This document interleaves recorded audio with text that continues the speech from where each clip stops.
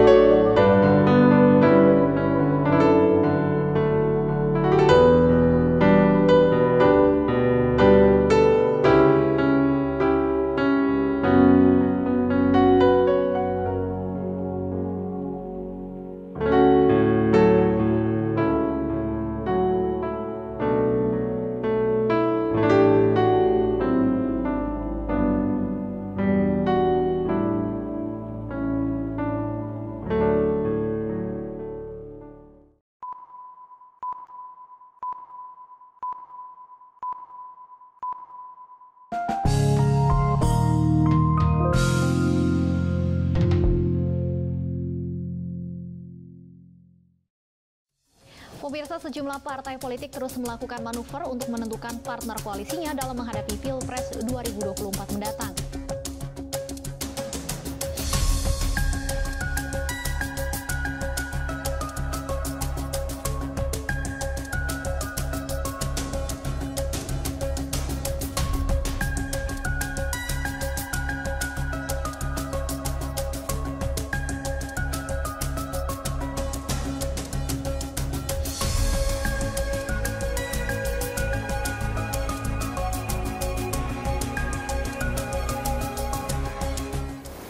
Ya, selamat malam, selamat bergabung di Bukan Basa-Basi. Kami mohon maaf buat keterlambatannya, ya baru, jadi masih banyak perlu dipersiapkan. Tapi malam hari ini kita akan membahas sebuah topik yang sangat menarik, yang bikin kami para pembicara sudah ketar-ketir. Namun sebelumnya, bagaimana kabar Bapak Ibu saudara sekalian? Semoga kiranya selalu sehat dalam perlindungan Tuhan. Nah, kurang dari 1 tahun lagi, atau tepatnya 360 hari lagi, kita akan memasuki menjalankan Pesta Demokrasi 2024. Ini kata Pak Jokowi, Presiden Joko Widodo, dalam sebuah pidatonya mengatakan bahwa ini mungkin adalah sebuah peristiwa terbesar, sebuah peristiwa Pesta Demokrasi terbesar yang pernah dialami oleh bangsa Indonesia. Nah, para partai politik dan para tokoh politik sudah mulai bersiap menghadapi tahun depan. Sudah banyak manuver-manuver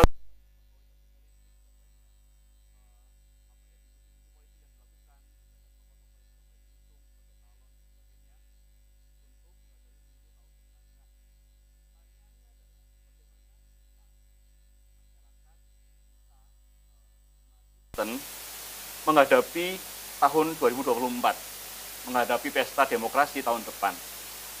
Tidakkah kita juga seharusnya bersiap? Tidak hanya para elit politik yang bersiap, tetapi kita juga harus bersiap, kan? Apa yang perlu kita persiapkan untuk menghadapi Pesta Demokrasi 2024? dan bagaimana kita bisa berpartisipasi di dalamnya. Nah, untuk membahas tentang itu, Bukan Basa-Basi hadir malam hari dengan tema Pesta 2024. Saat ini saya sudah bersama dengan dua orang kawan lama yang sudah lama nggak ketemu. Malam hari ketemu. Yang pertama ini adalah seorang kawan yang kalau ngobrol dengan beliau nih bisa dari ngobrol sejarah Indonesia sampai ngobrol politik, sampai ngobrol isu lingkungan. Selamat malam, Pendeta Rudianto. Apa kabarnya Pak Nirti? Sekarang di GKMI Yogyakarta nggih. Iya, jemaat. Puji Tuhan. Ya, yang kedua ini kalau ketemu biasanya ngobrol masalah musik, bukan ngobrol masalah politik. Tetapi berapa saat yang lalu saya kaget ketika buka IG, kok beliau ikut demo. Ternyata Mas Abed Nego Briantama, malam Mas Abed. Malam Mas Tim. Pernah menjabat sebagai Ketua BEM Visip Undip ya, tahun 2000? Tahun 2022 Mas. 2022. Tahun lalu. Baiklah, puji Tuhan sehat? Sehat puji Tuhan Mas. Ya, saya juga mengundang Bapak Ibu, saudara sekalian yang menyaksikan Bukan Basa-Basi malam hari ini untuk terlibat berdiskusi bersama dengan kami malam hari ini. Silakan, saya mengundang Bapak Ibu untuk menuliskan tanggapan atau jawaban atas pertanyaan ini. Siapkah Anda berpartisipasi dalam Pesta Demokrasi 2024? Jika iya, bagaimana Anda akan berpartisipasi? Namun jika belum, mengapa? Sekali lagi, silakan Bapak Ibu tuliskan tanggapan atau jawaban Anda di kolom chat, di live chat ya. Siapkah Anda berpartisipasi dalam Pesta Demokrasi 2024? Jika iya, jika Anda siap, bagaimana Anda akan berpartisipasi? Namun jika belum siap, kenapa? Tuliskan di kolom live chat, nanti kami akan bahas satu persatu. Atau jika ada pertanyaan yang ingin diajukan kepada orang teman saya ini, atau bisa jadi bahan diskusi kami, silakan tuliskan juga di kolom live chat. Nah, kita mulai ngobrol nih, ditaruh di Mas Abed. Menurut jenengan berdua, gimana nih kondisi politik Indonesia saat ini? Mungkin ditaruh di duluan gitu. Iya, kalau bicara kondisi politik ya, Mas Dimas. Ya. Ini perlu kita lihat dulu formasi politik yang sekarang ini sedang berjalan. Ya. Jadi rezim atau pemerintahan Pak Jokowi sekarang ini atau lebih tepat dalam 2 periode ini itu menurut kacamata saya itu sedang mencoba untuk mengaplikasikan Trisakti Bung Karno dalam konteks kapitalisme. Waduh, apa itu? Apa ini? Trisakti Bung Karno dalam konteks Trisakti Bung Karno itu kan satu NKRI yang berdaulat politik seutuhnya Sabang sampai Merauke, lalu sosialisme Indonesia alias masyarakat adil dan makmur, lalu yang ketiga itu adalah dunia baru tanpa imperialisme, jadi perdamaian dunia. Nah dulu Bung Karno menjalankannya dalam suasana perang dingin dan kalah ya. Nah Pak Jokowi ini mencoba menerapkannya dalam konteks pasca perang dingin. Nah jalur yang ditempuh adalah jalur pembangunan kapitalis seperti itu dengan sentuhan-sentuhan kiri. Oke. Pembangunan kapitalisnya itu dengan memacu pembangunan infrastruktur seperti itu, bertumpu pada investasi dan utang luar negeri seperti itu. Lalu sentuhan-sentuhan kirinya apa? Misalnya reforma agraria ala Pak Jokowi, pembagian tanah seperti itu. Kemudian juga nasionalisasi perusahaan-perusahaan yang sekarang menjadi milik negara seperti itu.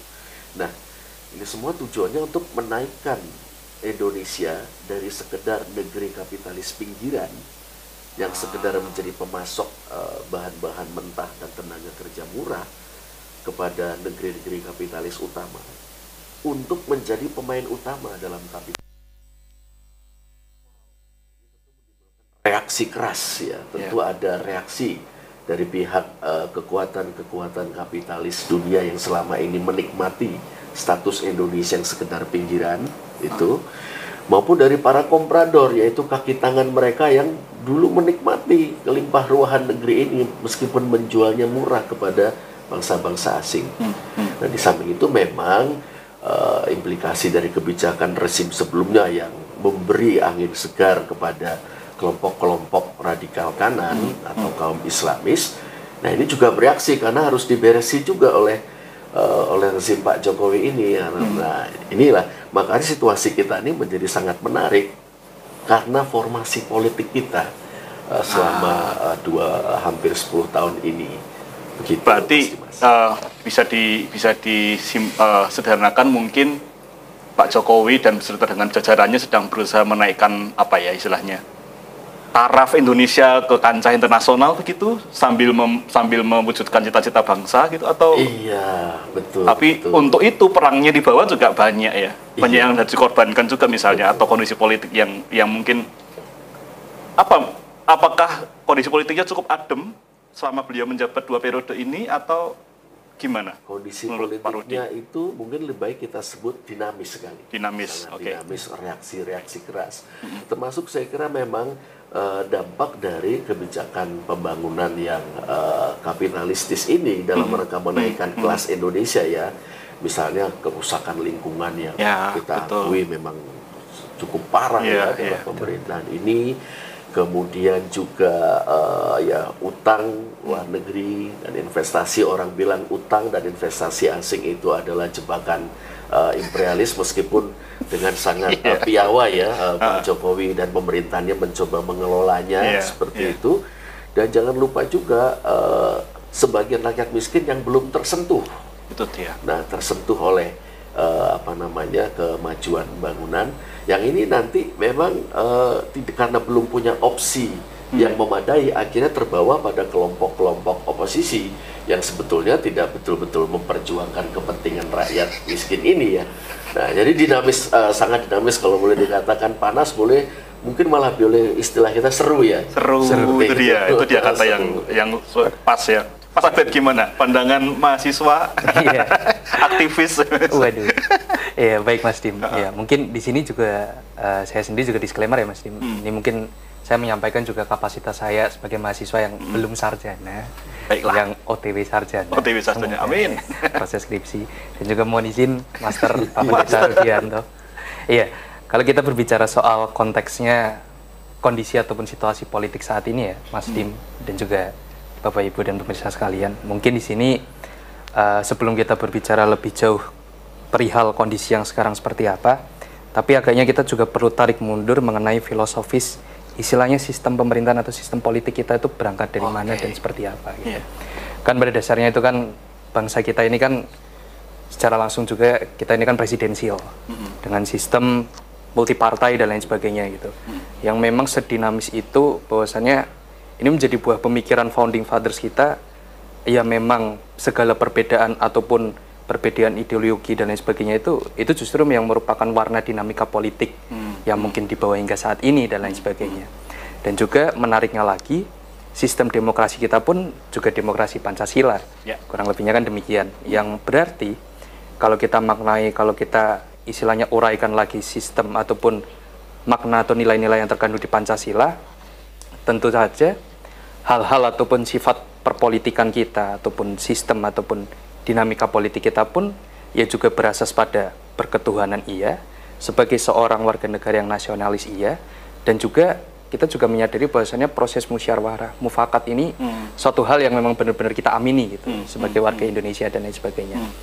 Dan di sini juga menyadur dari Pak Pendeta Rudianto, saya juga sepakat betul gitu bahwasannya sistem politik yang dinamis ini justru memang ya inilah hasil yang juga ditelurkan dari founding fathers kita gitu.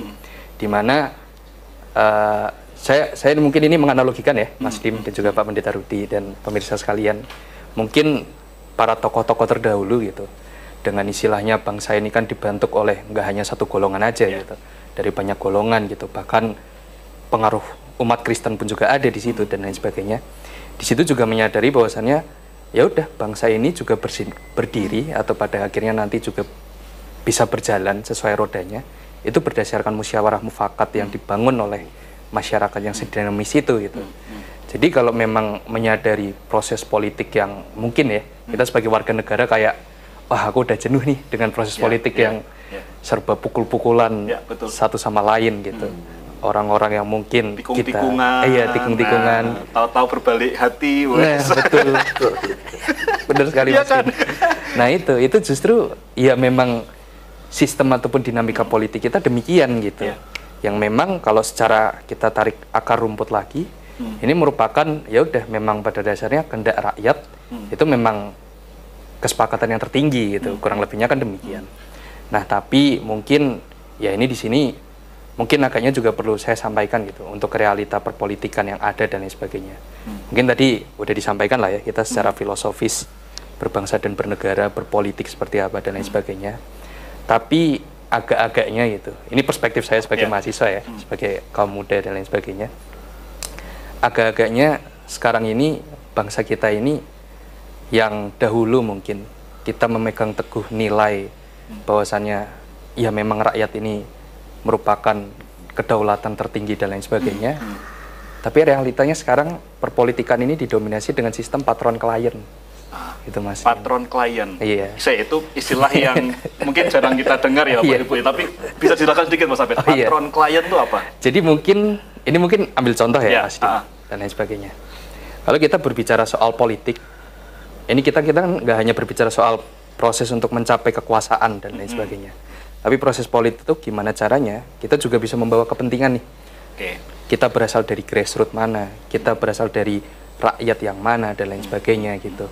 Yang itu kan seharusnya kita kalau memang istilahnya mau bertampil, ataupun istilahnya mau berpolitik seperti apapun dan lain sebagainya, nggak harus jadi pejabat. Mungkin sebagai orang-orang yang mau membawakan apa yang dibawa oleh akar rumputnya. Nah mungkin itu kan seharusnya idealnya demikian gitu, apa yang mau kita bawa. Tapi realitanya di sini nggak menutup kemungkinan juga gitu. Sistem patron klien itu dapat diartikan kalau sebagai contoh kita nih, misal saya nih Mas Dim mau mencalonkan diri sebagai seorang calon legislatif misalkan di tahun 2024. Itu mau nggak mau, suka nggak suka. Sekarang praktek realitanya ini nggak semua memukul rata ya. Tapi seolah sistem politik kita itu mengatur kalau aku maju, wah nanti aku harus ngasih ketua umumku berapa nih. Timbal balik gitu. Wah, aku mau nggak mau, suka nggak suka disokong oleh pengusaha mana dan lain sebagainya. Berarti notabene, aduh aku harus mengembalikan dana berapa dan lain sebagainya. Jadi mau nggak mau, suka nggak suka, apa yang terjadi di medan pertempuran politik sekarang, ya mereka yang emang kaum oligark kalau kata Pak Pendeta Rudi waktu kita briefing waktu itu. Ya memang realitanya demikian, berangkat dari hal itu. Jadi mau nggak mau, suka nggak suka ya akar rumput kita ini ya cukup sulit untuk menyuarakan apa yang menjadi kehendaknya gitu. Padahal kan realitanya seharusnya politik yang dibawa ini kan bukan politik praktis, tapi politik nilai gitu. Kalau bisa dikatakan seperti itu Mas Dim. Jadi yang cukup sulit itu sih secara sistem politik kita udah demikian, dan mau nggak mau, suka nggak suka, ya ini menjadi PR bersama di yang agaknya. Banyak yang bilang biaya politik kita mahal Pak Rudi ya di Indonesia ini, maksudnya sangat mahal bahkan ya. Jadi apa ya? Jadi seolah-olah ketika beliau terpilih atau beliau naik itu harus ada yang modal yang dikembalikan yang mungkin bukan duitnya dia gitu kala-kala gitu. Sebetulnya itu fakta ya, Pak Rudi. Iya, demokrasi kita ini meskipun secara normatif orang mengatakan demokrasi Pancasila, itu senyatanya adalah demokrasi liberal, bahkan sangat liberal. Dan demokrasi liberal kita ini demokrasi liberal yang baru sedang dipelajari untuk dilakukan. Jadi istilahnya itu kalau di dunia barat barangkali hal ini terjadi di awal-awal pembentukan atau konsolidasi demokrasi liberal. Nah ini sekarang kita sedang mengalaminya. Itu ya, diantaranya biaya politik yang sangat mahal. Kemudian kan belakangan ada gagasan yang menarik yaitu supaya biaya politik dapat dihemat, yaitu partai-partai mendapat dana dari negara, seperti itu. Nah, ini kita belum tahu kelanjutannya, tetapi mesti diakui bahwa biaya politik negeri kita ini besar sekali, itu, dan justru dengan yang biaya politik sangat besar itu, kemungkinan besar atau membuka pintu lebar-lebar untuk korupsi, untuk bagi-bagi proyek dan sebagainya. Misalnya Mas Dimas atau Mas Abed ini ngasih utang ke saya 50 miliar rupiah itu kan. Nah, kalau saya menang nggak usah dibayar. Nah, tentu cara membayar. Nah, itu kita sudah tahu itu. Izin pabrik. Saya harus menang. Kalau saya menang, saya mesti bayar langsung 50 miliar. Pabrik apapun saya lakukan. pabrik semen. Nah, tapi negara atau pemerintah sebagai penyelenggara demokrasi ini apakah nggak bisa bikin apa ya, guideline, aturan main, peraturan yang memungkinkan supaya politiknya nggak mahal-mahal amat gitu loh? Emang nggak bisa begitu, Mas Afid, gimana menurut Anda? Mungkin ini jawaban aman. Ya, jawaban aman. Dan Pendeta Rudi. Ya, mungkin seyogyanya iya ya, bisa ya. Karena mau bagaimanapun kan pemerintah ini kan merupakan seorang yang istilahnya, ya kita tahu lah, ada 3 ya berarti. Jadi trias politika itu, eksekutif, legislatif, yudikatif, yang memang seharusnya mereka sendiri juga bisa saling check and balance kan, untuk istilahnya mengeluarkan kebijakan, kebijakan kamu salah nih, ayo kita saling membenarkan dan lain sebagainya gitu. Tapi kan realitanya ya mungkin kalau mungkin kita sering baca berita ya dan lain sebagainya, ini kan kemesraan-kemesraan yang sering terjadi gitu antara satu dan lain. Dan jangan cepat berlalu. Iya. Yang seharusnya poin check and balance ini kan, kalau gagasan Montesquieu itu kan 3 trias politika ini kan harusnya saling beradu dan lain sebagainya ya. Justru mereka saling gontok-gontokan ke akur itu nggak apa-apa gitu, untuk saling menyeimbangkan. Tapi kan realitanya kayak, oh ya udah kita saling ini, oke, setuju. Itu cairnya demokrasi ya. Iya, itu the other side of demokrasi. Nah, sekarang ini tadi pandangan sebagai pribadi. Tapi kalau misalnya Pak Rudi atau Mas Abed melihat di masyarakat, bagaimana sih masyarakat memandang politik Indonesia saat ini? Kalau kita lihat berita kan tadi yang kita sudah sajikan di video awal, manuver-manuver politik, koalisinya, ini partai ABC gabung sendiri bikin koalisi, ternyata dari bagian partai A ada yang gabung dengan koalisi yang lain, ada yang mau berdiri sendiri, ada yang mencalonkan ini dan itu. Dan di sisi lain, ironinya adalah ketika para elit berlomba-lomba memperebutkan atau memperkuat dirinya sendiri, ada masalah-masalah yang tetap berjalan. Misalnya paling gede adalah korupsi gitu. Indeks persepsi korupsi kita menurun, yang artinya masyarakat mulai tidak percaya lagi dengan pemberantasan korupsi misalnya. Yang berita yang kita saksikan, ada dana pelanggaran lingkungan yang masuk untuk mendanai parpol gitu. Bagaimana sih kalau menurut Pak Rudi yang sebagai pendeta jemaat ya, ketika ngobrol dengan jemaat masalah politik misalnya, atau Mas Abed ketika turun di teman-teman di BEM atau dimanapun Mas Abed berkarya, ketika ngobrol masalah politik ini ngomong apa? Iya, paling sedikit atau sekurang-kurangnya itu ada 2 yang membuat orang menjadi antusias dengan politik, termasuk di masyarakat, termasuk juga saya kira di orang-orang Kristen ya, yaitu harapan. Yang kedua itu adalah merasa terancam. Itu, harapan atau ketakutan. Dan ketakutan. Iya, harapan bahwa pemerintahan yang nanti terpilih atau pemerintahan yang sekarang ini didukung akan melakukan hal-hal yang menggembirakan, hal-hal yang sesuai dengan kerinduan kita. Misalnya soal kelestarian alam lingkungan, itu sebenarnya harapan. Kenapa kita pilih calon ini ketimbang ini? Karena kita merasa bisa menitipkan harapan kita. Itu kan. Keresahannya dititipin gitu ya. Betul. Demikian juga misalnya, wah kita ingin Indonesia yang lebih toleran masyarakatnya itu. Nah, atau Indonesia yang lebih maju, lebih sejahtera. Jadi harapan. Dan harapan itu bisa jadi kelompok yang satu dengan yang lain beda-beda. Yang kedua adalah ketakutan. Ketakutan kalau kekuatan yang dianggap membahayakan itu yang berkuasa. Nah, ini oleh karena itu kita ingat ya, dengan dua hal ini kita ingat apa yang dikemukakan oleh Romo Franz jelang pemilu 2019 yang silam ya. Romo Franz Magnisuseno yang lesser evilism ya, yang lebih kecil ya, kejahatan yang minus malum itu kan. Nah, ini sebetulnya titik berangkatnya adalah harapan dan ketakutan seperti itu. Dan ini secara real sebetulnya dirasakan, wah kalau dia atau kelompoknya atau nggak diteruskan, kita takut ini gitu kan, atau wah kita berharap nih bahwa yang ini nanti akan lebih baik. Jadi sebenarnya itu lalu mengenai korupsi, memang banyak orang mungkin kecewa, tapi kadang-kadang memang logika kita itu agak kurang nyambung. Kita tuh pengennya tres politika, pemisahan kekuasaan ya. Lalu korupsi, lalu ada pemberantasan korupsi. Misalnya korupsi itu ada di tubuh eksekutif yang memberantaskan dari yang menegakkan hukum.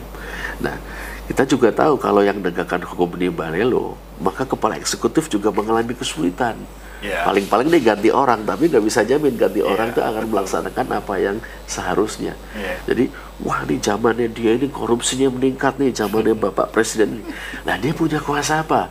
Itu kan, meskipun memang realitas politiknya lebih rumit ya, orang main lobby-lobby, deal-deal seperti itu. Ini asik lah, silakan. Mas Abed, menurut Mas Abed sebagai mahasiswa, kalau turun ke masyarakat itu ngobrol apa? Atau masyarakat gimana pandangannya terhadap politik Indonesia saat ini? Oh iya, baik Mas Dim. Ya, mungkin ini di sini coba saya sampaikan mungkin selama refleksi setahun kemarin juga ya Mas Dim. Mungkin selaku ya berdinamika bersama BEM Visip, selaku ketua BEM Visip, dan juga kebetulan saya sendiri juga kader GMKI, Gerakan Mahasiswa Kristen Indonesia, cabang Semarang. Ya, kebetulan terutama di teman-teman BEM ya kemarin. Kan cukup ya, kami dari teman-teman istilahnya lingkar aktivis lah. Dari mahasiswa ini kan cukup sering berkumpul. Istilahnya kita yang dari fakultas lain dan lain sebagainya gitu. Ya biasa mungkin romansa anak muda dengan idealismenya gitu. Bisa dikatakan gitu ya Mas dan Pak Pendeta. Nah, mungkin kalau bisa dikatakan ya, mungkin seolah-olah ya Mas Dim, kalau kita berbicara soal persepsi politik, terutama mungkin di kaum muda ini ya, terutama sudut pandangnya mungkin pada teman-teman aktivis yang kayaknya kenapa tuh aktivis setiap hari protes terus, apakah iya ada titipan dan lain sebagainya gitu. Mungkin itu selalu menjadi pertanyaan mendasar ya dan lain sebagainya. Nah, tapi seringkali kalau kita berbicara soal politik dan mungkin arah gerakan politik kita gitu Mas Dim, itu memang kalau mungkin Mas Dim tahu dan Pak Pendeta Rudi dan juga pemirsa Bapak Ibu ataupun saudara-saudari sekalian, kami sendiri mungkin terutama kita teman-teman BEM dan juga rekan-rekan aktivis sekalian, itu memang mungkin bisa dipastikan ya, kita berangkat bukan dari titipan dan lain sebagainya gitu. Karena memang sebelum kita turun aksi itu memang betul-betul mengkaji, kajian itu kurang lebih 2 malam gitu, yang kurang lebih melek gitu, kayak emang iya ya, ini maksudnya kalau kita berbicara soal entah itu demo BBM lah, kemarin kan kita sempat berdebat ya, bahkan kita antar fakultas tuh berdebat gitu, antara teman-teman Visip dengan perspektif kebijakan publiknya gitu, teman-teman FEP yang memang ya istilahnya mereka dengan sudut pandangnya gitu. Jadi memang itu berangkat dari hal itu gitu. Nah, kalau kita berbicara soal ini ya, proses yang ada dan lain sebagainya gitu, mungkin selama setahun kemarin di dunia aktivisme dan lain sebagainya, mungkin secara politik kita juga berangkat bahwasannya kita murni di sini mungkin kemarin ya, secara harapan dan doa itu untuk ke depan pemerintahan yang istilahnya lebih sesuai dengan istilahnya harapan memang secara akar rumput itu menjadi kebutuhan masyarakat gitu. Karena mungkin salus populi suprema lex esto gitu ya Mas. Kesejahteraan rakyat adalah hukum yang tertinggi. Jadi memang ya mungkin kalau tadi saya jelaskan sebelumnya dengan adanya sistem patron klien dan lain sebagainya, adanya oligarki dan lain sebagainya, ya itu suatu harapan lah.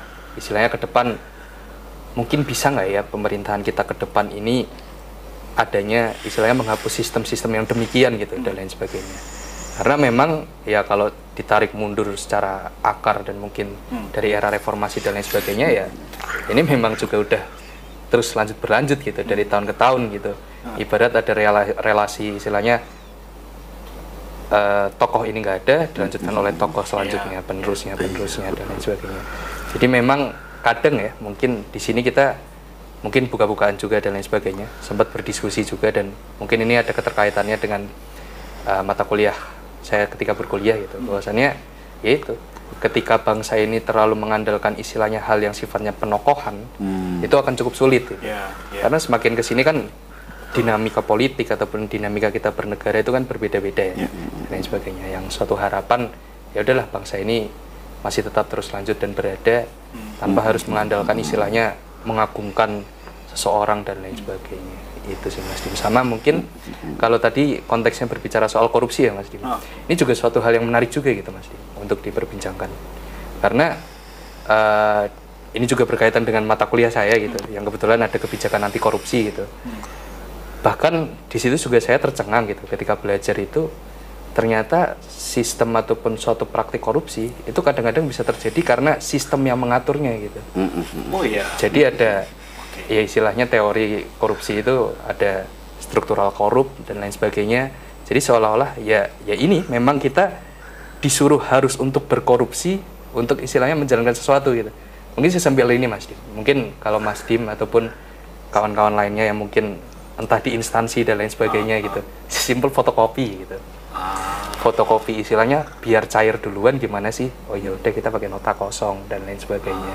Nah itu kan suatu sistem yang seolah-olah dalam proses kita bernegara ataupun mungkin skalanya lebih luas lagi ya ketika kita bernegara. Ini merupakan suatu hal yang menjadi tantangan juga kayak gitu. Bagaimana menciptakan suatu sistem korupsi yang ataupun sistem tindakan anti korupsi yang memang benar-benar ya udah itu memang kita berantas dan coba kita ubah dan lainnya. Kurang lebihnya itu. Dan mungkin kalau persepsi politik juga ya juga berangkat dari hal-hal yang ada gitu. Mungkin kalau kita berbicara juga gitu soal ya dinamika yang ada dan lain sebagainya. Ya suatu harapan yang ke depan juga lah untuk ini terutama teman-teman juga ya, dan salah satu dosen saya pernah bilang gitu. Ini mungkin dosen saya yang sangat nasionalis dan lain sebagainya ya, mungkin bisa dibilang gitu, karena dia berbicara gitu. Ini satu poin yang menarik gitu, bahwasannya pemimpin ke depan itu menjadi suatu harapan ketika dia bisa membawa dignity bangsa ini gitu, harkat martabat bangsa ini gitu. Dignity. Iya, jangan sampai mungkin kalau Pak Pendeta Rudianto tadi bilang dulu Pak Karno dengan anti imperialismenya dan lain sebagainya gitu. Nah bisa nggak bangsa kita ke depan ini menentang sistem-sistem yang ada yang selama ini teratur oleh global dan lain sebagainya gitu, mengembalikan marwah keindonesiaannya itu Mas dan lain sebagainya. Berarti itu sih, kalau gitu sebetulnya punya harapan bahwa Indonesia punya ciri khas demokrasi sendiri ya yang beda dengan negara-negara lain. Misalnya kalau saya pernah dengar seseorang bicara, ya wajar kalau politik Indonesia ini sedinamis ini lah dikatakanlah dinamis ya. Karena kan kita masih muda. Kita masih 75 tahun dibandingkan dengan negara demokrasi lain, misalnya Amerika yang mungkin lebih jauh udah ratusan tahun atau negara-negara lain.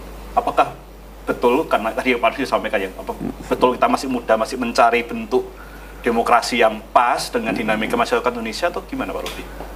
Saya berpendapat begini, Mas Dimas, bahwa demokrasi itu apapun versinya itu merupakan wahana sekaligus legitimasi hegemoni dari kelas atau faksi kelas dalam masyarakat yang paling dominan. Saya Angelman nih. Luar biasa. Angelman nih. Coba dengan bahasa yang lebih sederhana Pak Rudi, apa ya tadi? Ini kita berdemokrasi nih. Wah, ini pesta rakyat gitu kan. Tapi sebetulnya itu merupakan sarana dari kelas, ya, kelas dalam masyarakat, ya, kelas penguasa atau faksi kelas dalam masyarakat. Jadi kelas penguasa ini terdiri dari kelompok-kelompok. Bagaimana bisa berkuasa secara legitimate, secara sah, itu dia pakai demokrasi. Maka demokrasi yang akan digunakan ini diupayakan yang bakal menjamin keberlangsungan kekuasaan kelas itu atau faksi kelas itu. Nah ini dia. Jadi demokrasi liberal kelihatannya kan tiap orang punya hak pilih dan tiap orang punya hak untuk dipilih. Ya untuk hak memilih, oke, mungkin hampir setiap warga negara. Tapi untuk hak yang dipilih kan ada kriteria tertentu. Selain kualitas intelektual, integritas, visi, tapi kan mesti ada nih topangan dana dan sebagainya. Nah ini kan harus digelontorkan. Nah lalu sistem demokrasi apa itu yang meskipun liberal tetapi dengan sentuhan-sentuhan tertentu yang dapat menjamin dominasi sebuah kelas atau faksi kelas dalam masyarakat. Nah menurut saya memang ini realitanya demikian. Nah Tetapi tidak ada yang statis, semua itu mengalir ya, pantarei ya, respons dari akar rumput, dari rakyat, bahkan ketika misalnya dapat mengorganisir diri menjadi kelompok penekan, itu bisa juga mengubah kualitas sebuah demokrasi yang tadinya memang semata melayani kepentingan kelas atau faksi kelas yang dominan, menjadi sedikit banyak ini menguntungkan rakyat atau akar rumput atau jelata dengan syarat mengorganisir diri sehingga mampu menjadi kekuatan penekan yang efektif. Nah, itu. Baiklah. Nah, ini jadi penasaran nih. Mas Abed dengan teman-teman di GMKI, sesama pemuda Kristen, kalau ngumpul, ngobrol ngopi gitu kan, ngomongin masalah politik, ngomongin apa biasanya, Mas? Mengkritisi kebijakan sesuatu atau yang receh-receh misalnya? Iya, baik Mas Dim. Nah, ini kebetulan juga ada teman-teman GMKI ini. Waduh. GMKI Cabang Semarang. Iya, jadi ini Mas Dim, ya ini mungkin mungkin bisa dikatakan persekutuan yang menarik gitu ya Mas Dim. Karena mungkin kalau berangkat juga ya Mas Dim, mungkin kan seolah-olah kita ini kan kalau di kampus berangkat ya udah persekutuan orang Kristen, mahasiswa Kristen di PMK dan lain sebagainya gitu. Ya udah kita murni di situ setiap hari Jumat bersekutu gitu. Istilahnya komsel lah dan lain sebagainya, terus kadang mungkin ke gereja bareng dan lain sebagainya, dan mungkin ya udah gitu fokusnya di situ. Tapi ternyata ya bersama teman-teman GMKI ini juga cukup unik gitu, bahwasannya di GMKI pun kita dididik ya kurang lebihnya sebagai seorang yang istilahnya bersaksi, bersekutu, melayani, dan juga berkeindonesiaan itu sendiri gitu. Jadi memang di situ kita sehari-hari gitu Mas. Mungkin juga GMK ini kan juga berangkat dari organisasi yang zaman dulu ya, berangkat lampau banget ya, dan hingga sekarang. Dan memang di sini kita dididik, maksudnya dalam artian ketika pembicaraan gitu, memang berbicara soal istilahnya soal Injil ataupun soal Alkitab itu memang iya dan lain sebagainya. Tapi kadang kita juga berkorelasinya dengan refleksi, lantas peran kita sebagai pemuda Kristen ini seperti apa gitu. Kalau kita kaitkan istilahnya Injil ini dengan istilahnya kita ini sebagai seorang pemimpin Kristen gitu, ibaratnya gitu, kurang lebihnya gitu. Jadi memang kalau kita ngobrolin politik gitu, seolah-olah ya gitu Mas, itu kita memang ya cukup istilahnya dalam beberapa bulan sekali gitu, kita bedah Alkitab dan lain sebagainya.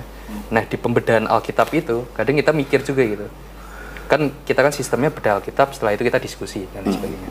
Nah setelah bedah Alkitab itu hal-hal yang menarik itu selalu kita kayak, oh berarti Tuhan tuh bernubuat bahwasannya kita sebagai pemimpin tuh harusnya gini ya dan lain sebagainya gitu. Jadi memang kalau bisa dikatakan ya politik nilai yang dibawa, mungkin harapannya juga demikian gitu Mas. Jadi itu sih bersama teman-teman GMKI ya istilahnya ngobrol kurang lebihnya itu dan lain sebagainya. Dan memang di situ kami sendiri kalau ngomongin soal lebih politik lagi dan lain sebagainya, ya mungkin kurang lebihnya kita juga berbicara lantas ini selalu ini perbincangan yang menarik gitu Mas Dim dan juga Pak Pendeta Rudi gitu. Apakah iya gitu kita sebagai orang Kristen gitu ataupun istilahnya pemuda Kristen ataupun ke depan lah orang Kristen ke depan itu hanya bisa sebagai penonton ataupun apatis gitu soal kondisi politik yang ada gitu.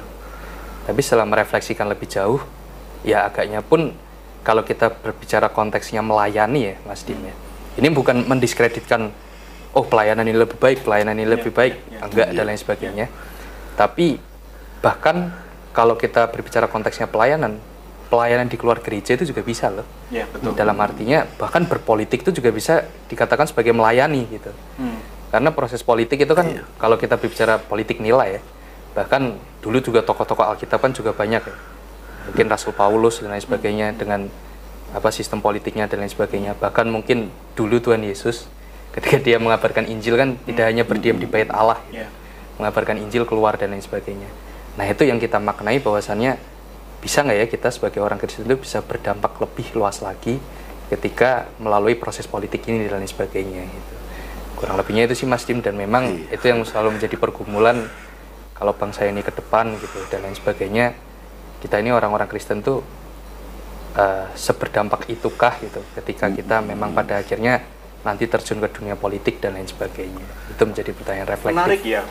Menarik ya apa pandangan bahwa berpartisipasi dalam politik sebagai sebuah pelayanan ya, untuk melayani ya. Untuk melayani. saya pengen tahu tanggapan Pendeta Rudi, tapi sebentar Pendeta Rudi. Saya mau ingatkan lagi ke para pemirsa, Bapak Ibu saya yang mendengarkan di rumah. Silakan tuliskan tanggapan Anda untuk pertanyaan, siapkah Anda berpartisipasi dalam Pesta Demokrasi 2024? Jika ya, bagaimana Anda akan berpartisipasi? Tapi jika belum siap, kenapa gitu? Monggo, silakan kita bareng-bareng ngobrol, berdiskusi, tuliskan tanggapan Anda di kolom live chat, supaya nanti kita bisa makin memperkaya obrolan ini. Nah, sekarang kembali ke Pak Rudi. Berpartisipasi dalam pemerintahan, partisipasi dalam politik atau bahkan dalam pesta demokrasi sebagai sebuah pelayanan ini sudah penting, sangat menarik ya. Tapi sebetulnya bagaimanakah pandangan gereja Kristen, terutama kita yang beraliran Calvinis ini, GKI dan GMI kan sama-sama Calvinis, ini piye gitu? Dari sudut pandang Calvin, pernah ngomong apa beliau itu? Iya. Kalau GKMI itu sebetulnya asasnya Mennonite. Mennonite, sorry. Tapi memang GKMI Mennonite Indonesia itu kan dalam interaksinya dengan gereja-gereja lain sebagai saudara seiman, tentu tidak lepas dari pengaruh Calvinisme ya. Saya kira Calvinisme cukup berpengaruh kuat di lingkungan GKMI ya, yang Mennonite ini. Nah, salah satu hal yang menarik sekali dalam teologi, kalau boleh kita istilahkan itu teologi dan etika politik Calvinis, adalah pandangan tentang manusia sebagai penata layan atau steward. Manusia sebagai, Jadi manusia itu penata layan Allah di dunia ini, terhadap alam, termasuk terhadap kehidupan masyarakat. Nah, ini dia. Nah, sebagai steward ini memang dia melayani itu. Melayani alam untuk kemuliaan Allah itu, meskipun nanti ada komplikasi yang melayani apa dengan mengeksploitasi gitu ya, itu termasuk juga melayani masyarakat dalam hal ini misalnya lewat kekuasaan struktural yang bernama negara. Nah, seorang Kristen kalau kita menggunakan perspektif ini tentu bisa melihat kancah politik itu sebagai kancah untuk pelayanan yang berperan sebagai seorang penata layan bagi Tuhan untuk kesejahteraan bersama. Nah, kalau negara dalam perspektif Calvinis itu punya tugas yang sangat penting sebetulnya, di samping secara negatif mengendalikan supaya dosa dan kejahatan manusia itu tidak begitu merajalela, ya. Tapi ada peran positif. Nah, peran positif dan negatif ini bisa kita simpulkan dengan satu istilah, bonum commune generale. Bonum commune generale. Iya, kebaikan bersama secara umum, itu dia.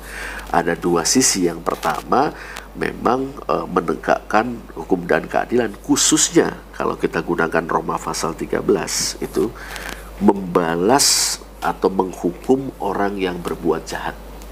Nah, tujuannya untuk apa? Menciptakan kondisi yang aman, tentram di masyarakat, sehingga orang bisa hidup secara relatif normal, seperti itu. Yang kedua, dalam Roma 13 juga kita membaca pemerintah, ceki negara, itu memberi pujian kepada orang-orang yang berbuat baik, atau orang-orang yang memberi manfaat buat masyarakat. Nah, dalam konteks ini, mengapa tidak orang-orang Kristen melihat, oh, saya akan mau bergerak, mau melayani juga dalam bidang politik, meskipun nanti kita bisa mengkaji apakah politiknya politik dalam artian memperkuat civil society, masyarakat sipil itu, atau politik dalam arti terjun ke dalam politik kekuasaan atau politik praktis, dan itu tidak haram karena tujuannya adalah melaksanakan amanat atau mandat sebagai penata layan ilahi. Nah, itu yang saya pahami dari tradisi. Menarik ya. Berarti memang kita punya panggilan untuk melayani atau berkarya di dunia ini melalui segala macam hal, termasuk di dalamnya dalam dunia politik. Iya. Baik sebagai pelaku aktifnya, apa politik praktis tadi itu, baik kita mencalonkan diri, maupun terlibat dalam pengambilan keputusan kebijakan, tetapi juga kita sebagai masyarakat yang memvote, yang memilih mereka yang mewakili kita ya. Iya. Nah, saya kembali dulu ke YouTube karena habis ini sangat menarik lagi. Kita akan berbicara masalah. Lalu kalau begitu apa pilihan partisipasi yang kita miliki nih dengan tapi saya tahan dulu di situ pembicaraannya. Saya mau lihat dulu di YouTube apakah sudah ada yang bertanya atau memberikan tanggapan atau jawaban dari teman-teman belakang layar, apakah sudah ada?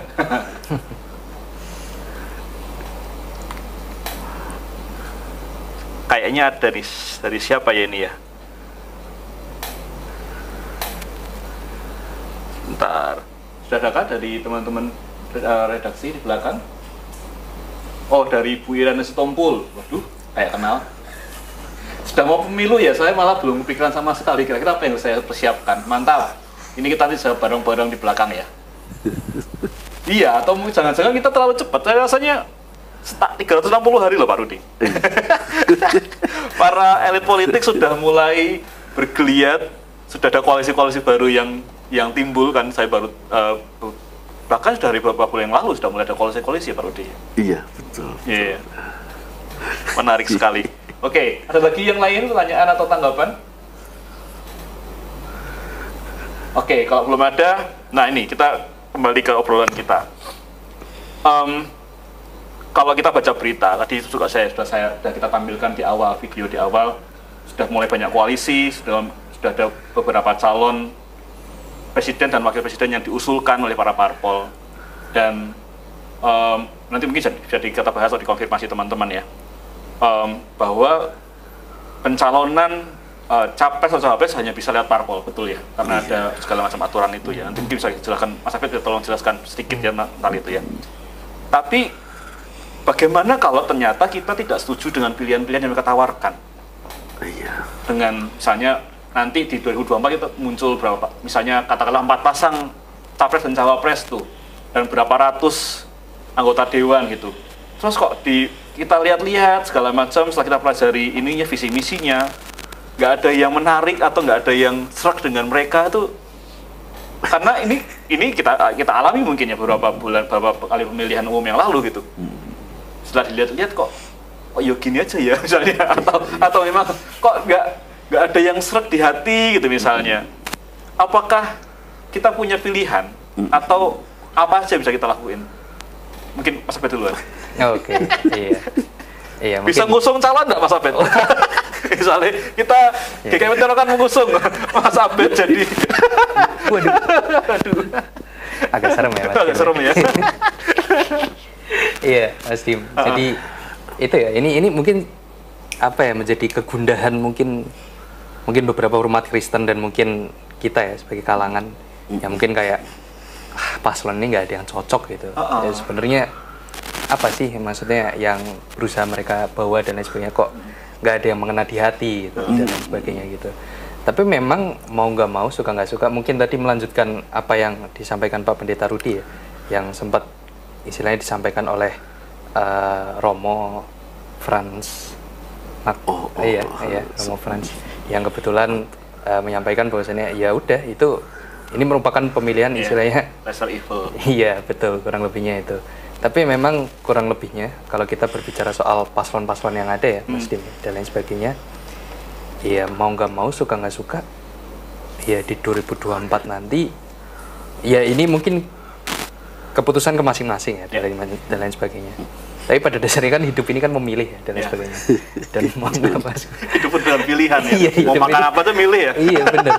Hidup ini kan adalah pilihan ya. Jadi mau nggak mau, suka nggak suka, iya dari dua paslon itu, ini mungkin apa ya, kata-kata yang mungkin meyakinkan, bukan mensugesti ya, mungkin Bapak Ibu sekalian dan lain sebagainya, bukan juga kampanye dan lain sebagainya.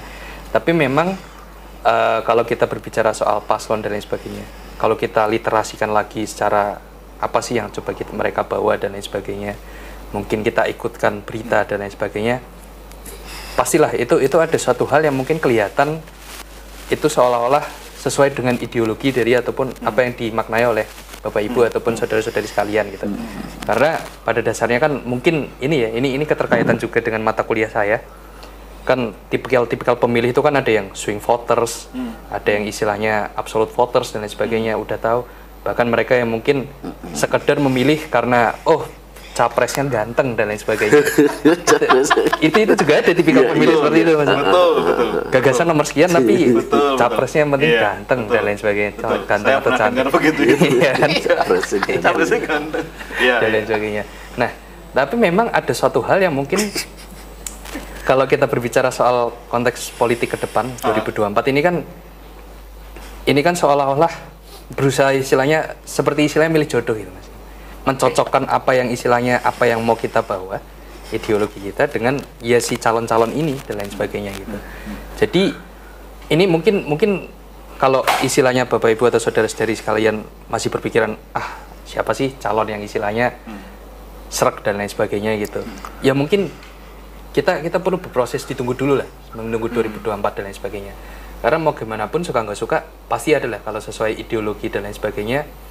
Karena pada dasarnya kan nanti kan para calon-calon ini kan akan istilahnya memaparkan lebih gamblang lagi soal apa yang mereka bawa. Itu kan mendekati pemilihan dan lain sebagainya. Mendekati visi misinya. Iya, visi misi, program-programnya dan lain sebagainya gitu. Nah, satu hal yang terpenting mungkin ini perspektif juga sebagai istilahnya orang Kristen, yang mana pada dasarnya kalau kita berbicara soal calon ke depan ini juga sekali lagi bukan mempersuasif, tapi iya. Penuh disclaimer ya, kita masih harus hati-hati betul ya. Tapi memang kalau kita konteksnya ini secara universal ya Mas Pak Pendeta Rudianto, ya kita ini kan salah satu, maksudnya umat ataupun kaum yang ada di negeri ini, bangsa ini. Kalau mungkin tadi aku ceritakan, ya bangsa ini juga terdiri dari banyak golongan dan lain sebagainya. Nah, pastikan juga calon-calon ini juga nantinya ke depan, memang apa yang mau mereka bawa dan lain sebagainya, menjamin umat Kristen ini istilahnya untuk mendapatkan entah itu haknya, ataupun menjadi hidup-hidupnya sebagai seorang Kristen yang seutuhnya gitu. Karena, ya kadang seringkali apa ya yang cukup bikin sakit hati, mungkin bisa diklarifikasi ke Bapak Ibu saudari-saudari sekalian. Apatisme kita terhadap politik itu kan mungkin berangkat karena adanya sakit hati ataupun berangkat dari kayak kita benar-benar dibabak belur di 2010 dan lain sebagainya, nggak hanya kancah pilpres mungkin gubernur dan lain sebagainya. Tapi itu memang ya sekali lagi ya mungkin nggak tahu ya, entah itu rencana Tuhan dan lain sebagainya. Ini merupakan istilahnya dasar kita berproses sebagai umat Kristen yang memang ke depan pilihan kita itu ditentukan dua orang ini gitu, 2 calon ataupun 3 calon ke depannya gitu.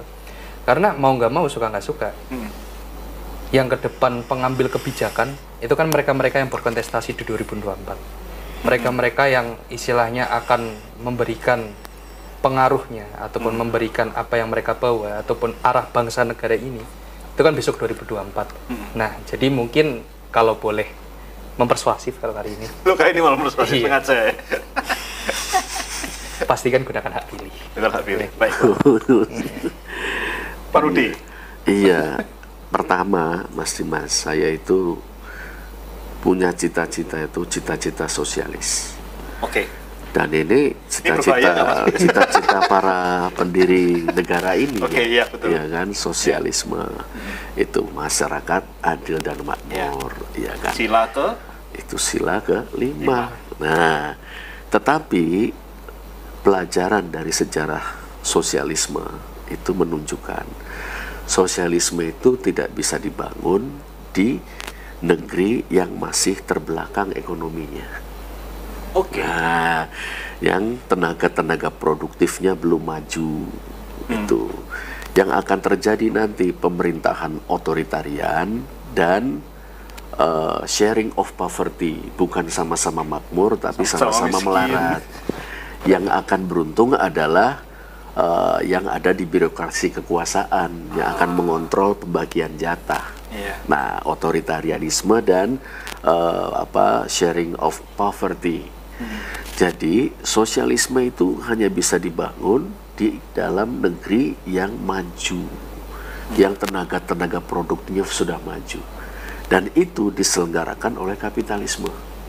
Nah, ini menarik ya, bukankah bertolak belakang kapitalisme dan sosialisme secara teori ya? Iya. Memang bertolak belakang, tetapi ini mohon maaf ini Mas Dimas dan para pemirsa ini, ya, Marxisme sebagaimana diajarkan Marx dan Engels itu menunjukkan bahwa hanya dalam epos kapitalisme itulah sosialisme mungkin tumbuh dan kemudian menang. Tidak bisa orang bangun kapitalisme di sosialisme di ekonomi feodal, nggak bisa.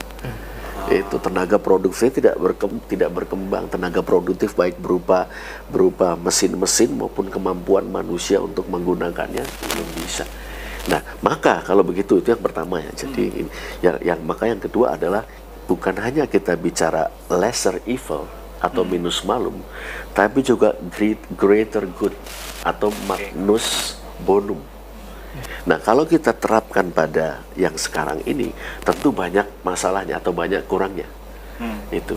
Nah, tetapi tracknya adalah jelas untuk membangun Indonesia seturut dengan Trisakti, memperkembangkan tenaga produktif secara luar biasa. Kan pertama ininya dulu infrastruktur, lalu nanti manusianya seperti ini. Nah, itu sebetulnya sedang menciptakan syarat-syarat untuk sosialisme. Tinggal nanti rezimnya itu harus diubah secara radikal. Tetapi sebelum ke sana, biarlah rezim yang nanti atau yang pemimpin yang nanti terpilih itu melanjutkan apa yang sudah dibangun ini menjadi greater good itu tadi. Itu dia. Nah ini mungkin sudah implisit ya, persuasi tapi implisit kalau kita mau bicara memilih. Nah, tentulah kita tidak memilih yang akan membahayakan jalan di perjalanan di track yang benar, yang sudah benar ini. Koreksi-koreksi iya, tetapi bukan pelaku-pelaku, aktor-aktor yang berbeda yang justru menjadi antitesisnya. Nah, saya masih meyakini prediksi ilmiah dari Marx dan Engels bahwa kontradiksi-kontradiksi dalam kapitalisme kelak akan meruntuhkan kapitalisme itu sendiri. Saya masih percaya itu, termasuk pembangunan tenaga produktif yang di dalam kapitalisme itu sendiri. Nah, sehingga sesuai dengan keyakinan saya itu pilihan saya juga jelas, meskipun saya tidak ngajak pilih gitu, tapi posisi politik saya dalam hal ini jelas tadi, bukan hanya lesser evil tapi juga greater good dalam rangka pencapaian cita-cita dari para pendiri bangsa, para pendiri negara. Nah, itu. Kalau begini, bukankah maksudnya semua masyarakat mesti punya pemahaman politik nggak sih, Pak Rudi? Nah, menurut hemat saya, itulah salah satu tugas orang yang katanya cendekiawan.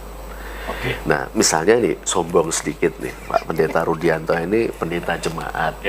Tapi mari kita gunakan misalnya cara teori dari Gramsci. Lah, pendeta jemaat ini kan orang sekolahan. Ya, dia seorang pastor tapi juga scholar karena makan sekolahan, makan bangku universitas. Mestinya dalam komunitas imannya dia berfungsi sebagai intelektual organik. Ini. Jadi bukan sekedar mengkhotbahi untuk hidup saleh atau supaya beriman atau supaya berjalan ke surga, tapi mengajak yuk kita coba memahami realitas yang sekarang di dalamnya kita hidup, lalu kita bisa apa? Jadi seorang pendeta, sejauh yang saya pahami dalam keterbatasan saya, Mas Dimas, itu adalah seorang intelektual organik. Gitu. Nah, ini juga Mas Abed dalam konteksnya sendiri juga menjadi seorang intelektual organik yang coba memang menyerap keresahan-keresahan komunitasnya itu atau jemaatnya itu, kemudian mencoba menganalisisnya, membahasakannya secara teologis barangkali, lalu memberikan pengajaran yang sehat. Nah, ajaran baik dalam khotbah, katekisasi, PA dan sebagainya bukan untuk membodohi atau meninabobokan jemaat, tapi menolong, mencerahkan, mencerdaskan dan seterusnya. Ini nih termasuk soal pemahaman tentang politik yang jernih ya, perlu punya pemikiran yang jernih tentang politik seperti, dan itu jangan ditabukan kita bicara politik, bahkan teori-teori politik itu kan, model-model politik misalnya teori-teori tentang negara. Mengapa tidak? Tentu dengan bijak. Itu dia misalnya. Kadang seringkali muncul anggapan bahwa gereja ngomong politik, kan kita sering dengar gitu kan ya. Seolah-olah ngomong politik itu sebuah hal yang tabu. Tapi sebetulnya seperti kita malam hari ini lakukan, ngobrol-ngobrol ini juga sedikit banyak mengedukasi jemaat, membuka pikiran jemaat bahwa ya kita perlu ngomongin politik secara aktif kan ya. Betul. Bukan terus tentu dalam ranah atau tingkatan yang sampai mengkritisi kebijakan. Tapi paling tidak kan menyadarkan bahwa saya itu punya peran dalam kemajuan bangsa dalam hal memilih pemimpin masa depan. Betul. Nah, masalahnya adalah itu kalau pilihannya tidak ada yang cocok. Gimana, Guru? Kalau sekarang ini kemungkinan menurut saya sih tugasnya lebih mudah, pilihan kita lebih mudah. Kalau saya pribadi, siapa yang akan melanjutkan yang sekarang ini, yang sedang membangun Indonesia menurut Trisakti Bung Karno dalam konteks kapitalisme dunia. Jadi antitesisnya itu mesti ditolak. Kalau menurut saya, antitesisnya yang mau menggerogoti itu, seperti ada yang menggerogoti hasil-hasil yang di DKI Jakarta itu. Masa kita biarkan dia menggerogoti atau merusak hasil-hasil yang sekarang sudah tercapai? Nah, itu dia. Nah, ini bukan lagi soal minus malum. Itu dia, wah pilih yang keburukannya paling sedikit gitu kan. Wah, saya kurang cocok sama dia, tetapi ada greater good nih yang sebetulnya bisa kita harapkan dengan berbagai catatan. Nah, ini bukan ini ya Pak, Bapak Ibu ya, bukan bukan mengkompori atau ini ya, melanjutkan yang sudah dikerjakan, yang untuk simpel yang saya terima ya, melanjutkan apa yang sudah dikerjakan untuk sudah dirusakan untuk kepentingan yang lebih besar. Ini sedikit contoh agak nakal. Amerika Serikat, dua partai kan nih, Republik dan Republik dan Demokrat, iya kan? Nah, sebenarnya sama-sama partai kapitalis. Partai kelas borjuis yang kuat. Tetapi karena di sana demokrasinya sudah jadi, maka kita mengatakan begini, Partai Republik itu adalah partai borjuis dengan cita rasa konservatif. Partai Demokrat adalah partai borjuis dengan cita rasa liberal. Itu kan. Ketika mereka berkuasa, janjinya tidak begitu beda kok. Cuma ada sentuhan-sentuhan sedikit saja bahwa mereka ekspansionistik, ngerjain negara lain, imperialistik, sama saja mau Demokrat mau Republik, ya kan?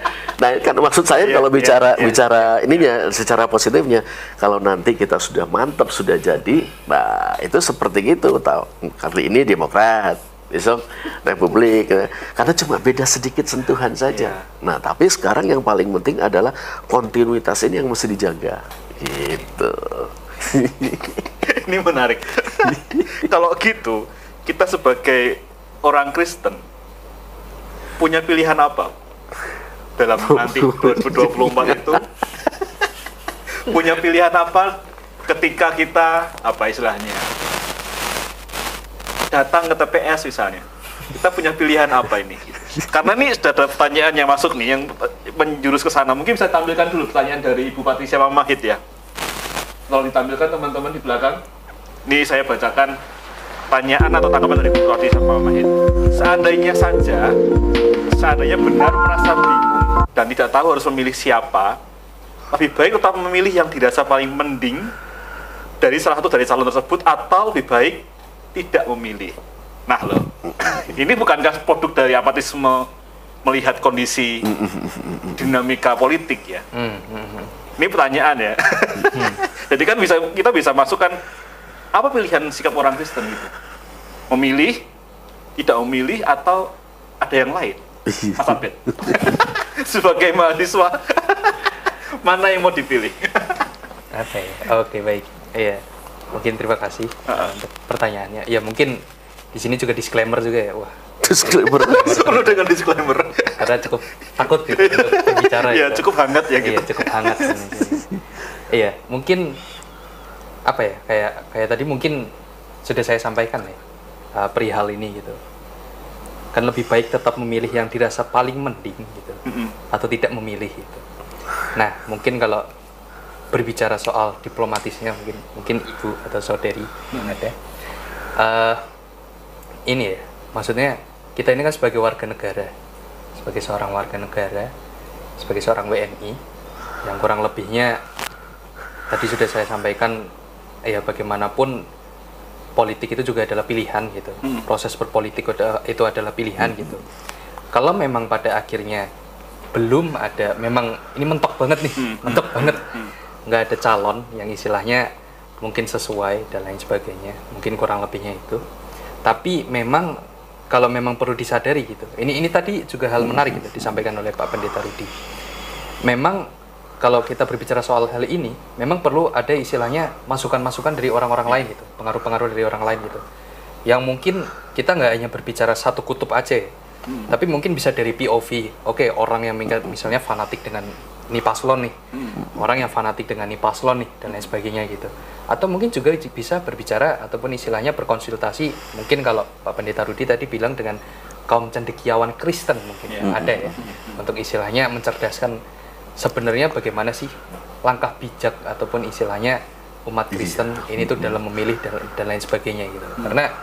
Karena ya itu, karena saya yakin betul bahwasannya dari sekian pilihan-pilihan yang ada gitu. Kalau dari teori pemilih dan lain sebagainya gitu. Ini kan benar-benar kalau memang dihadapkan kondisi ini kan betul-betul swing voter nih.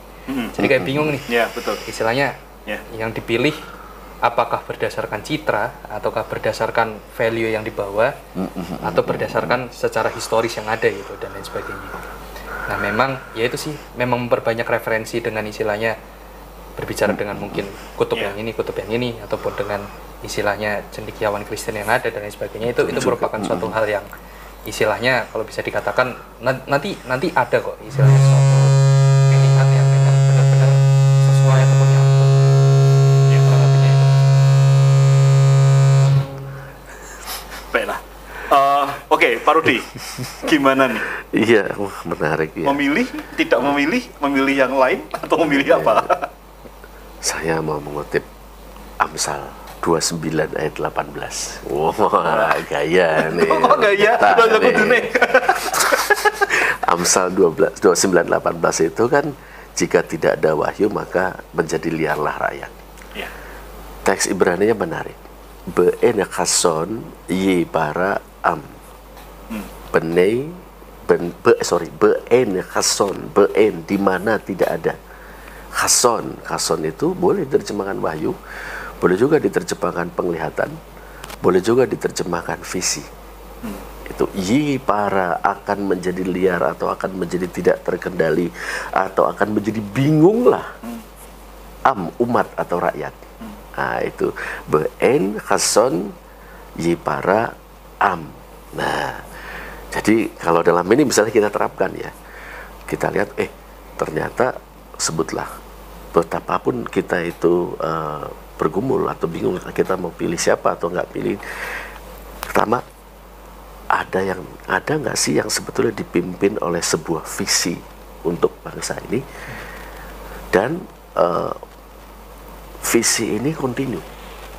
Oke. Ngomong eleknya ya. 2014 saya memilih diskontinuitas. Jadi memilih calon yang akan memutus yang lama. Karena mulai suatu yang baru dengan visi yang menurut analisis saya seperti itu tadi. Nah, berarti nanti saya akan mulai yang kontinu, melakukan kontinuitas berdasarkan visi yang sudah ada.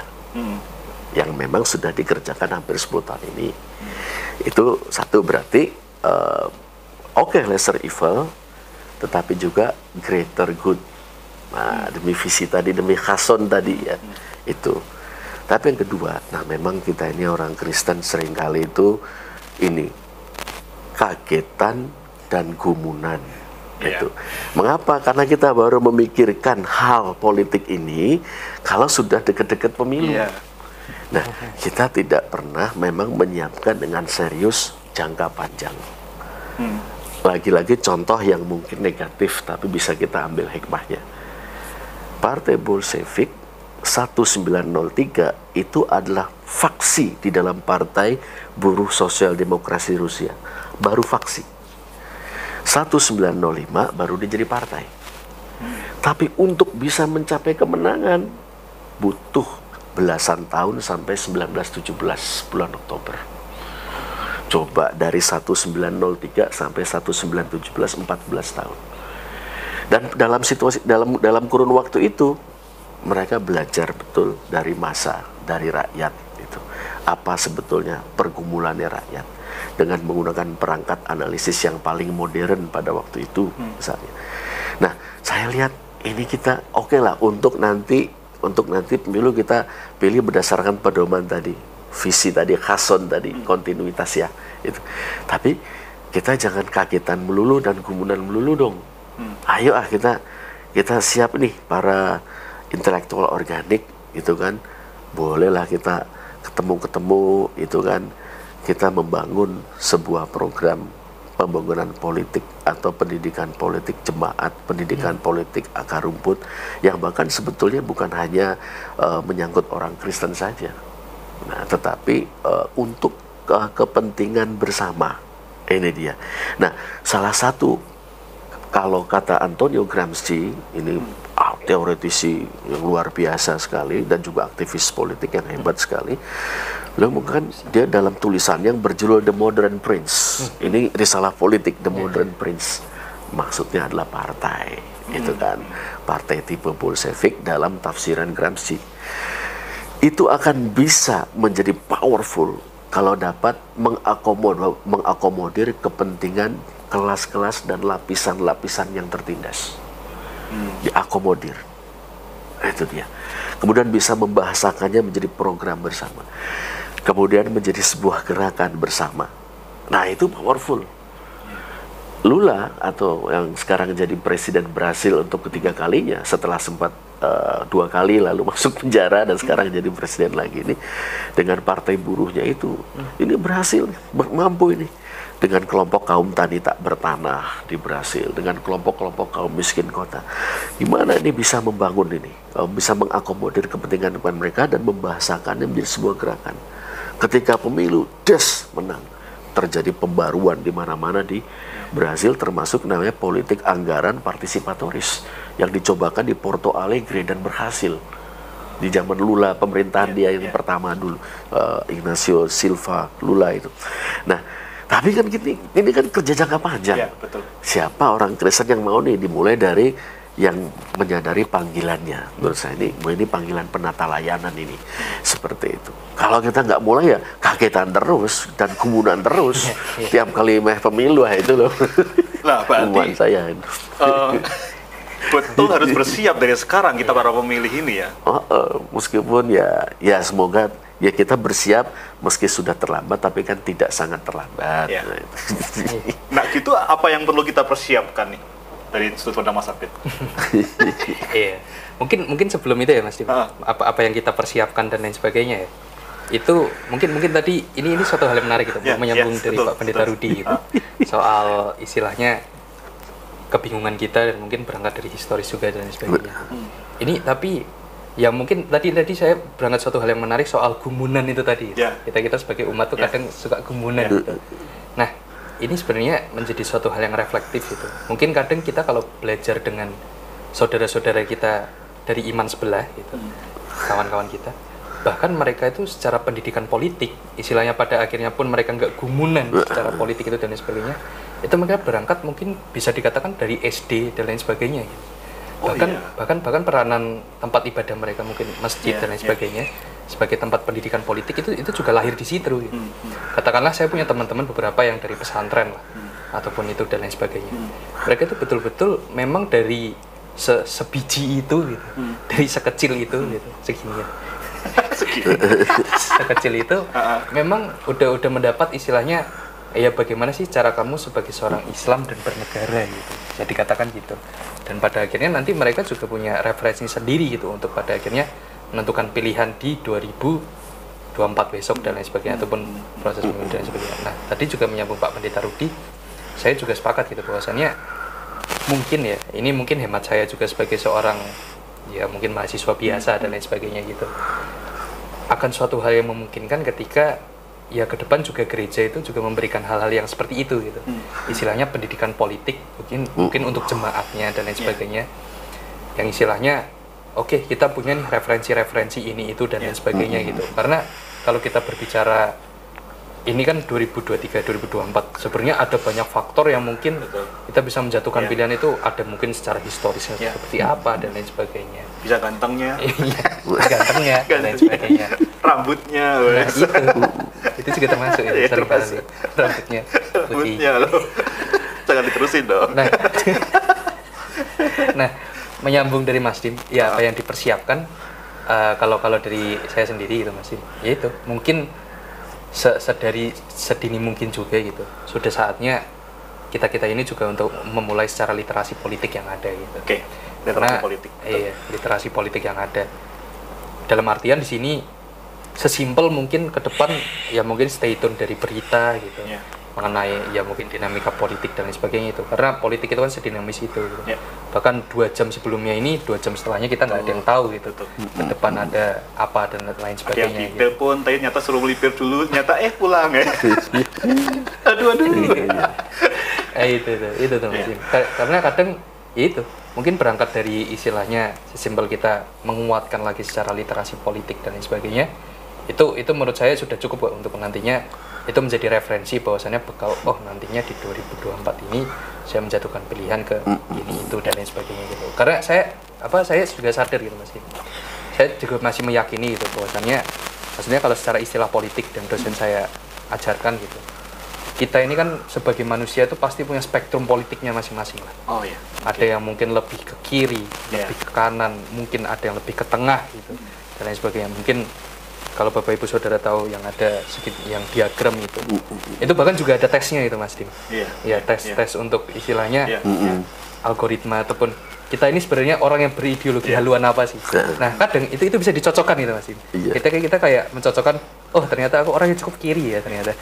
Nah itu bisa dicocokkan Menarik, tuh. ya. Nah itu oke, kalau calon yang ke depan ini memang dia haluannya sama dengan kita gitu. Atau mungkin lebih condong ke tengah ke kanan dan lain sebagainya. Itu juga ada gitu. Nah, nantinya mungkin itu nanti dengan calon-calon yang ada kalau kita cocokkan ya. Oke, berarti mungkin penjatuhan Pilihan, calonku ya. besok pilihanku mungkin di situ dan lain sebagainya. Sesimpel itu sih. Ya, literasi politik dan cocokkan dengan apa istilahnya pemahaman ideologi kita cenderung kemana gitu ya. Iya betul. Pak Rudi, Iya, political discipleship ini perlu kita pemuritan politik. politik. Jadi kalau bicara pemuritan kan biasanya hal-hal rohani, maaf Ya, ya, ya, tapi betul, sebetulnya betul. lebih terbatas pada kesalahan pribadi, Ya, personal ya, piety ya, ya. Tapi kalau personal politik ini memang political discipleship ini memang diarahkan pada penata layanan di masyarakat, penata layanan politik, itu dia. Nah, GMKI menurut saya itu mengemban tugas political discipleship, itu dia. Karena ada kata Kristen di situ, Betul. GMKI. Maka bukan hanya politis sifatnya, tapi discipleship, Nilai-nilai political, berarti ada nilai. Nah, Gus Dur itu dalam pengantar buku Ilusi Negara Islam itu menulis atau menyatakan sesuatu yang dulu beberapa tahun yang lalu itu mengejutkan saya, bahwa partai-partai seperti Ikhwanul Muslimin dan yang sekarang di Indonesia versinya macam PKS itu sebetulnya dalam pembangunan organisasinya itu meniru, mencontoh, menjiplak metode Partai Komunis. Yang kalau kita amati sebetulnya boleh kita beri istilah political discipleship. Mereka menggunakan wahana-wahana yang ada yang legal disediakan oleh kampus, misalnya kegiatan-kegiatan kerohanian masuk lewat situ, lalu mereka menjaring, lalu menggembleng orang-orang yang bisa dilihat dijadikan kader. Nah, sebenarnya political discipleship itu sesuatu yang tidak asing bagi dalam Alkitab ya, seperti itu ya. Ketika Tuhan Yesus mengatakan murid karena segala bangsa bagiku, saya kira bukan hanya soal membawa jiwa orang masuk surga ya, tapi menjadi murid Kristus yang di tengah-tengah realitas yang nyata, realitas kehidupan, termasuk di dalamnya adalah kancah politik, itu dia. Bagaimana bisa menjadi garam dan terang kalau tidak menjalani atau tidak mengalami political discipleship.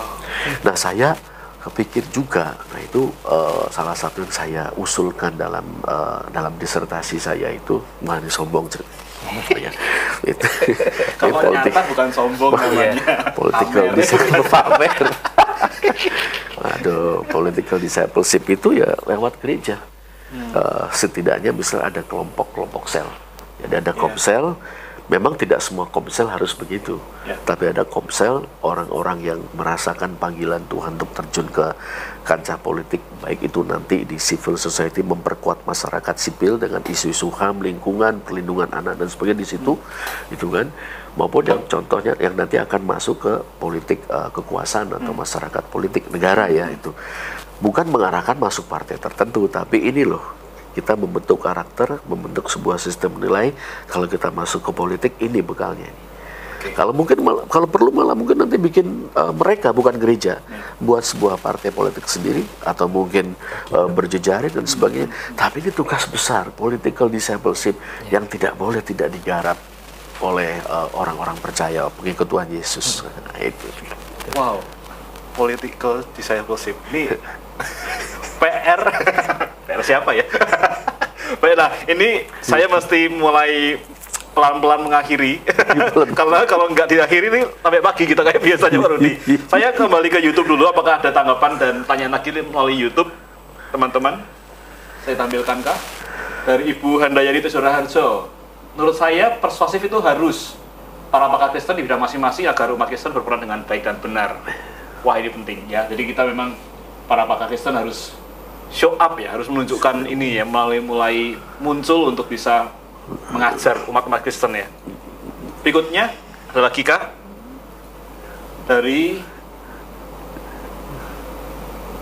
Berikutnya dari Bapak seperti Immanuel. Menurut saya persuasif itu harus sama ininya. Tanggapannya sebentar, saya bacakan yang di sini aja. Selamat malam, materi yang sangat penting untuk di pendidikan politik jemaat. Ya, ini mungkin salah satu sisi yang jemaat atau gereja Kristen lupa ya, atau mungkin kelewatan untuk kita kerjakan ya, bahwa pendidikan politik untuk jemaat itu sekrusial itu gitu. Iya, sekrusial. Karena memang kita dipanggil untuk jadi garam dan terang dunia, bukan cuman urusan penginjilan ya. Iya. Tapi memang urusan duniawi itu juga bisa jadi garam dan terang dunia kan gitu. Oke, ini closing. Mas Abed dan Pak Rudi, monggo ada closing statement. Mas Abed dulu. Oke. Closing statement ya. Ya, karena mungkin ya saya sendiri juga sebagai jemaat GKI gitu. Betul. Terongan Pride. Ya, Terongan Pride.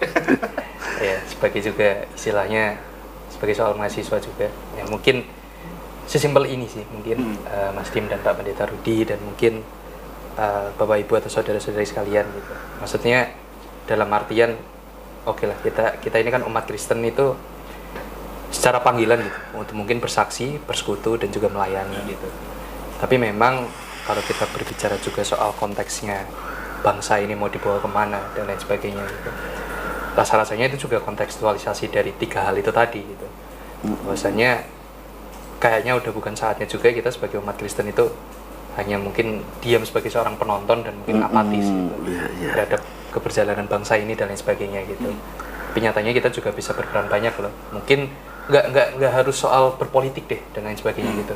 Tapi ya saya yakin betul gitu. Mungkin jemaat GKI Peterongan ataupun umat Kristen ini kan punya ladang pelayanannya masing-masing ya. Entah mereka di sini, di situ dan lain sebagainya gitu. Nah di situ pun ya sesimpel hal itu merupakan suatu hal yang berfungsi ataupun bermanfaat untuk pembangunan bangsa ini gitu. Karena mau nggak mau, suka nggak suka, mungkin jemaat GKI Peterongan ada yang di lawyer dan lain sebagainya, yang dihukum pajak dan lain sebagainya, ataupun yang juga aktif berpolitik dan lain sebagainya gitu. Ya bahwasannya juga panggilan Tuhan pun kita ditempatkan di tempat masing-masing untuk memperkayakan itu gitu. Mungkin ada istilahnya umpama ya apa sih itu yang di Alkitab yang Mas Dim ya soal perumpamaan talenta dan sebagainya. Nah itu memang sudah saatnya gitu. Kalau kita kontekstualisasikan dengan sekarang, ya itu deh sudah saatnya kita juga berkarya di masing-masing. Dan kalau kita ngomongin soal politik dan juga 2024, rasa-rasanya kita juga sudah saatnya stop untuk apatis dan pasif, kurang lebih. Stop untuk pasif. Baik Mas. Terima kasih Mas Abed. Pak Rudi? Sejalan dengan Mas Abed, tidak usah apatis, tidak usah pasif. Mari kita coba main dua lintasan, double track. Track yang pertama, kalau memilih nanti, tentu kita pertimbangkan kontinuitas. Tapi lintasan kedua, menggelar atau mulai nih melakukan political discipleship. Mungkin nanti ada berbagai komunitas yang melakukan, komunitas Kristen yang melakukan ini, tidak apa-apa.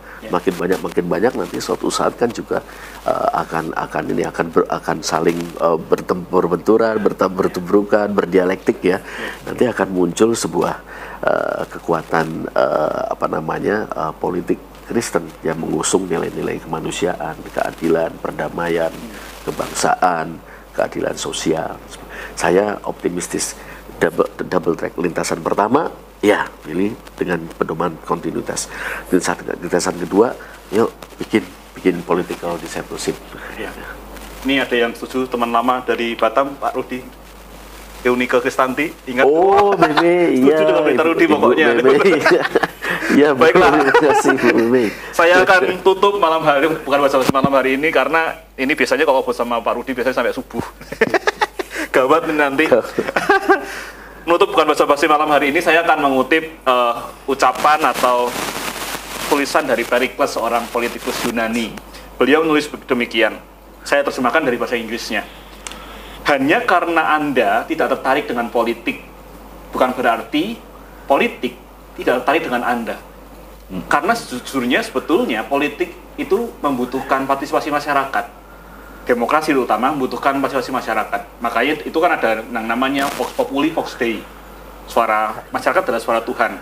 Makanya bagaimana kita sebagai masyarakat, terutama sebagai anak-anak Tuhan, orang Kristen, berdampak bagi perkembangan bangsa ini.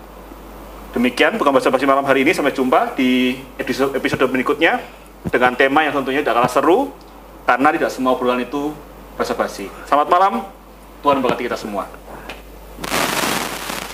Terima kasih. Terima kasih.